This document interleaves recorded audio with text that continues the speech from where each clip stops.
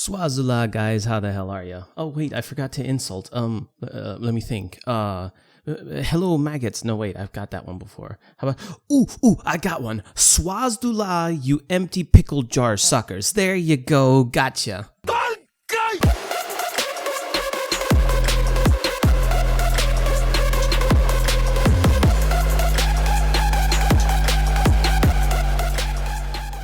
Alright, so TennoCon 2021 has concluded. I'm sorry that I'm a little bit late, and I also want to apologize if my sound is a little bit off and not as decent as it usually is. That's because I just got over a move. I moved to a new place, as I mentioned on streams, and the streaming room isn't completely set up yet. There is no acoustic foam, and this room desperately needs it, as you may be able to hear. Also because I was moving practically alone by myself, with just my sister helping me from time to time and a friend on one of the days. The move has been taking for a little bit over a week now, during which I had no internet and nothing. So I'm a little bit late to the party, but that's a-okay. I still want to give you guys my honest opinion about everything that was shown during TennoCon 2021. I did go ahead and rewatch it, of course, and I kind of know what's going on now, and you guys know how it is, so let's go ahead and get into it. But before we do that, I want to say one thing to the haters right quick. Over the past couple of videos, I've been seeing more comments such as, me, all you YouTubers do is bitch about the game. Me, why are you always negative? Me, game is free. Stop being negative about it. Me. Listen, haters, I have one thing to say to you. Yes, a lot of YouTubers, I suppose I may be one of them, do a lot of constructive criticism. A lot of us do bitch about a lot of the things that is wrong with the game in hopes of the game getting better. And you know what one of those things is that we've been bitching about for a very long time, including myself? Crossplay and cross-save. Guess what's coming to the game? Crossplay and cross-save. Yeah, you're welcome, motherfuckers. Alright? Anyways, let's get into it. So, TennoCon. First thing that I want to mention about TennoCon, because everybody is so hyped up about it, is Nidus Prime. No, I'm not excited about Nidus Prime. Nidus Prime was in a precarious situation. Why? Well, because Nidus is one of the more beloved frames in the game. It's a very, very popular frame. He is also very unique, as he is the only one that has infestation and all that stuff, and he's just a really, really cool design. And when it comes to his Prime version, there were two directions you could go, I feel. No middle ground. Direction one, make him look freaking awesome, which I've kind of suggested what would have been kind of cool on one of my streams. I was thinking kind of like, imagine an Orokin egg that has infestation inside of it, and the more he mutates, aka the more stacks he accumulates, the more the egg cracks on the outside, and the ugly infestation starts to protrude out of the otherwise clean-looking, slightly fractured eggshell. So kind of like a mix between Shaka Zulu, aka Zaku, and what we already have with Nidus, or even Gauss, the way he opens up and stuff like that. That was one direction, or any other direction. In any case, the direction would have been good and nice. The direction that we got, however, was the other direction, which was shitty. I don't like what he looks like, but that doesn't mean anything. If you like him, great. I don't like what he looks like. Who cares? It doesn't matter. It's just a cosmetic at the end of the day. So yeah, there's that. But now let's get to the more juicy things. So as I already mentioned, huge reveal at TennoCon is that we are finally going to be getting cross-play and cross-save. And there is nothing less than good things that you can say about that implementation. Finally, this game is 8 years old, and for almost 8 years, players have been begging Digital Extremes to give us cross-play, or at least cross-save. They even mentioned a few months ago that they're looking into cross-save, but cross-play, probably no.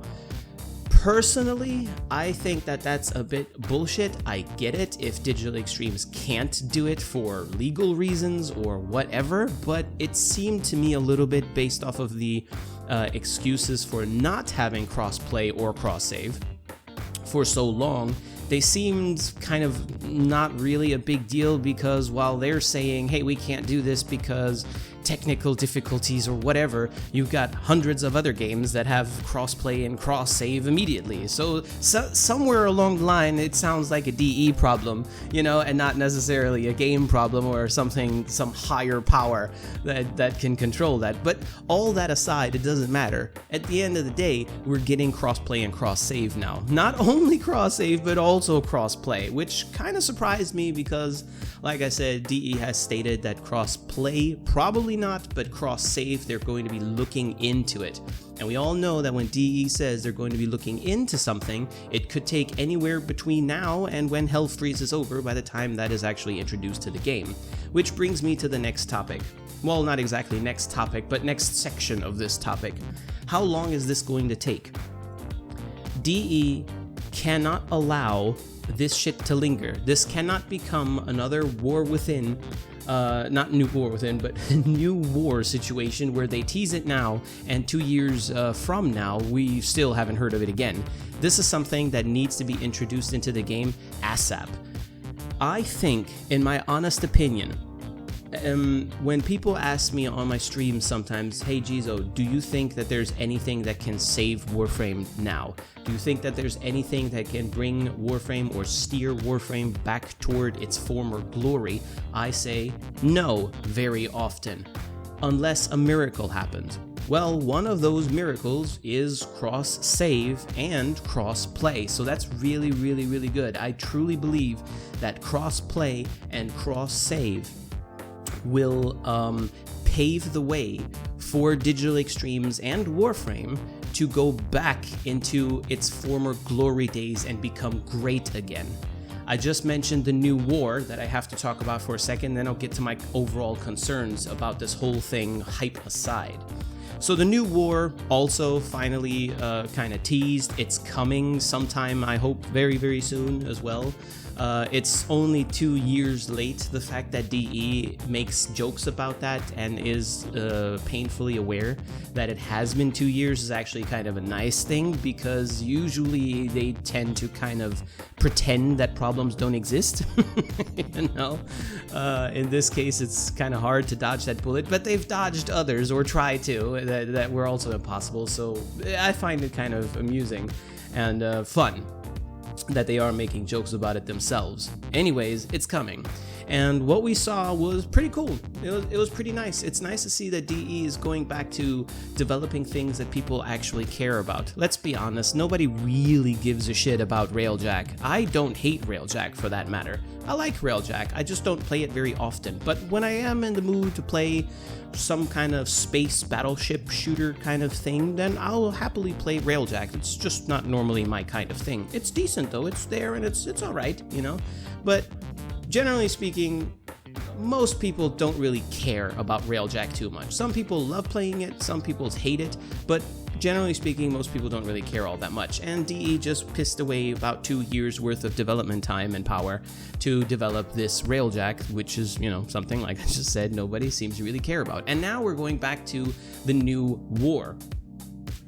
And you could tell by the players, the player numbers that came back to investigate the game, to see what's going on. The moment they heard about new war, more players came back than ever before. This should clearly show DE what players are actually interested in. It's the same kind of shit that us content creators have been saying for years now, when we say we kind of have an idea of what the player base is probably looking for, simply because we're exposed to thousands of people every single day, members of the community that are all very, very vocal, and contrary to Digital Extremes themselves, we, or at least I, actually listen to the community because I'm interested. I want to know what everybody else is thinking. I want to represent what most people are thinking, even if it's contradictory to what I think, right? So the fact that the numbers, the concurrent players, which is irrelevant because DE lured players into logging into the game with the free Prime stuff that they do on Twitch drops and relay participation and all that. So that doesn't really mean much. But the fact that the news of New War traveled so far and brought back more players than ever before should clearly indicate to DE where they should lay their focus. Nobody came back in hordes, not that much, when they did Railjack. Nobody came back when they announced Gauss or Hildren or whoever, or whatever other quests that they did in the meantime. You know, nobody really cared about all that much. They were decent, but it's not New War. New War is the next main chapter of Warframe, and that's good. Now, all that babble aside, what we saw about the New War was pretty awesome. We saw the Grineer gameplay where you play as a Grineer unit. We saw the Corpus gameplay, and we saw the Teshin gameplay. Now, I'm not going to regurgitate what we saw there, but I do want to pick it apart because this is actual content. I've been asked often, well, Jizo, you and some of the other content creators, you guys always complain that there's no content in Warframe. Yes, because if you do an extermination mission on Earth, you've essentially done every extermination mission. Because last time I checked, extermination missions on, extermination? What the fuck? Extermination missions on Sedna, or Venus, or Ceres, or wherever else, don't differ. They're always the same. Same thing with sabotage, same thing with defense, same thing with survival. They're always the same. So Warframe has essentially 15 missions worth of content, and the rest is all copy-paste, pretty much, okay? Now, I know that's very, very generalized, but still, that's basically what it is. Now, the reason why the Corpus, the Grineer, and the Teshin gameplay is actual new content is because it's completely different. Look at the Grineer unit, for example, okay? There's no bullet jumping. You could think that cover shooting and stuff like that would be more important. Your abilities are things like throwing grenades or whatever, or maybe flashbangs sometime down the line, etc., etc.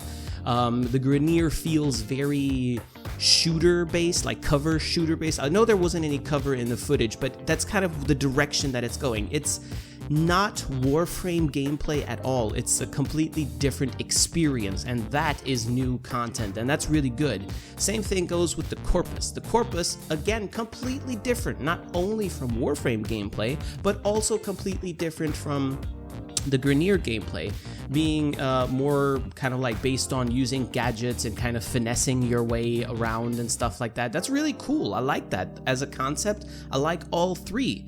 The third one being Teshin.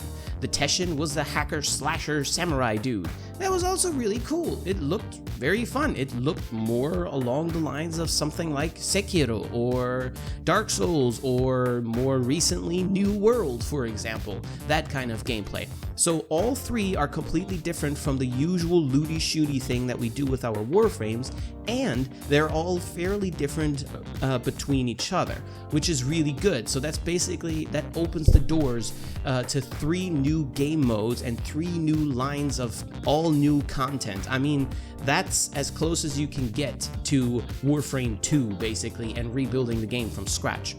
But, yes, there is a but. Here's my concern with this.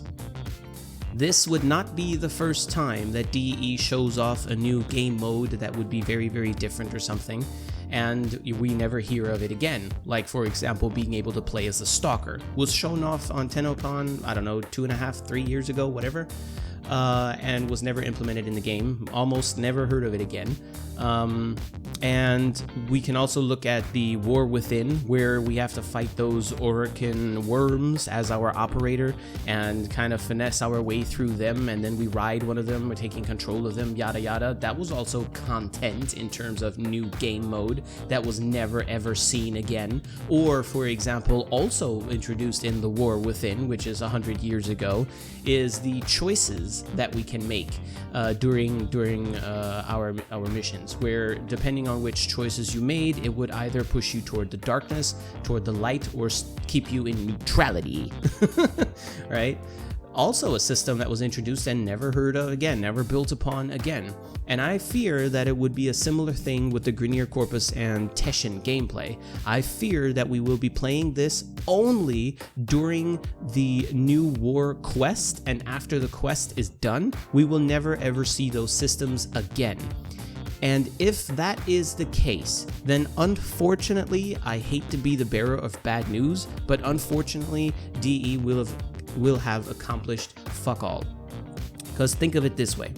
DE now has essentially 2 major bombs that they can drop on the player base that could very, very much jumpstart Warframe and catapult it back into relevance and make it a much, much better game also from here on going forward.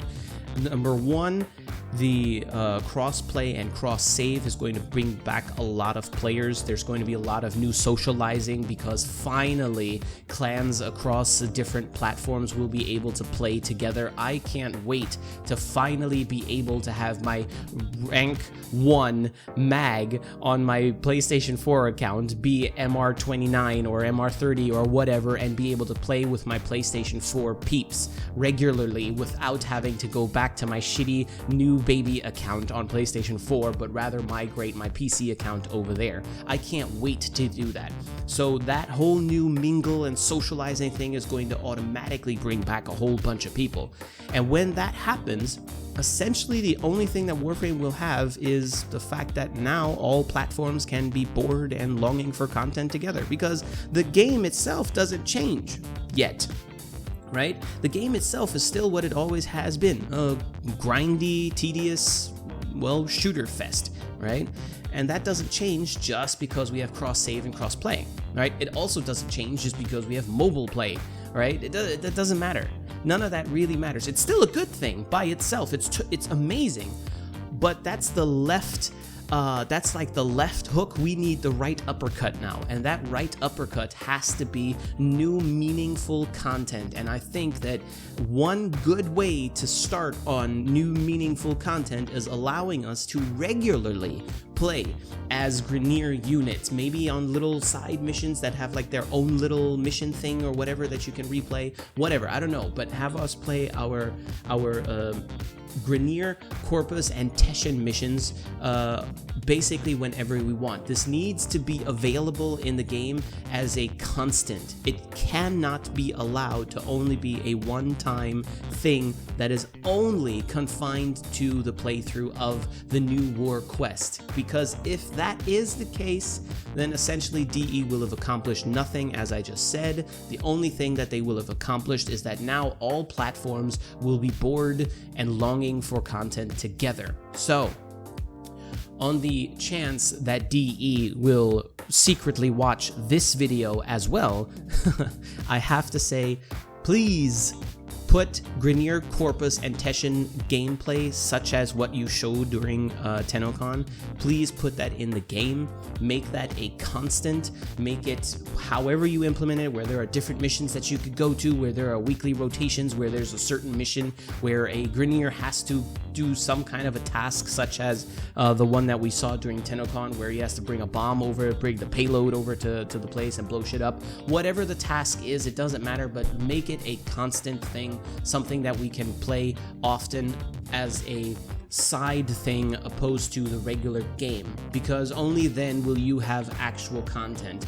And since you already have the system implemented, build upon it. For the love of God, build on it, because the only other option that you have to bring back players and keep them, this is the point. Retention is the word of importance here. The only other way you can bring players back and keep them is if you completely revamp all of the mission types that we already have, as I have mentioned in some videos and many streams before, where we have extermination mission on Earth is not going to be the same or as easy as extermination mission on Sedna, for example, where there has to be some kind of difficulty progression where enemy units start to act differently and throw more shit at you to stop you, things like that. All of these missions like capture and rescue, etc., will have to be revamped from the ground up. That is pretty much the only other viable option you have to bring players back and actually keep them in the game, is if everything that we already have gets improved on, which you should be doing anyways, and get and just get improved upon. Because the way the game is right now, with everything that we have, the game has a lot, but it's also a lot of fluff. The game is as large as an ocean, but as deep as a puddle, as many have said.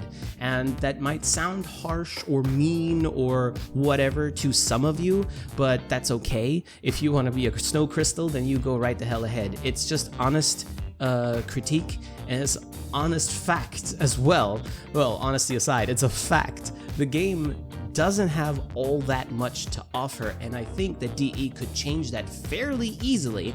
They just seem kind of reluctant to do so. So, to recap, Nidus Prime is hideous. I don't like his look. I don't care though either. Nidus is still an awesome Warframe, Prime or not.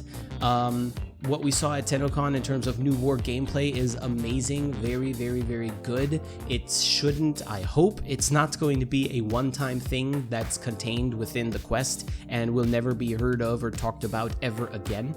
And if they do put it in the game on a more regular basis where we can play as Teshin or as Grineer or as Corpus, or hell, maybe someday even as Infestation perhaps.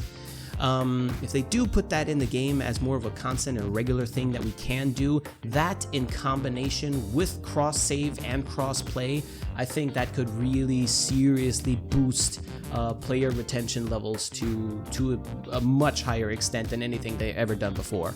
Because as Warframe has been operating for the past 4-ish or so years, they have been gaining about 10,000 players every year, but they've also been pissing off about 10,000 players every year. So I would like to see that stop. That would be great. So there you go, guys.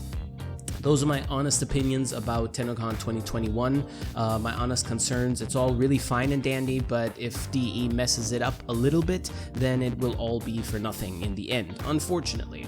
One way or another, I am looking forward to playing all of that because it is incredibly intriguing, I have to say. It's something that I've been waiting for a very, very, very long time, something that is just different gameplay, different but good gameplay. Railjack was different and kind of good, but this year's kind of better, I would say. So yeah, I guess I'll see all my console peeps hopefully sometime soon, thanks to cross-play on my streams. Links are all down in the description. If you guys haven't watched any of my streams, then that's where you'll find all the shit and all the other goodies. And yeah, stay healthy and safe, and I'll catch you guys in the next video. Don't forget to like and subscribe to this shitty channel, and fuck off. For my brothers.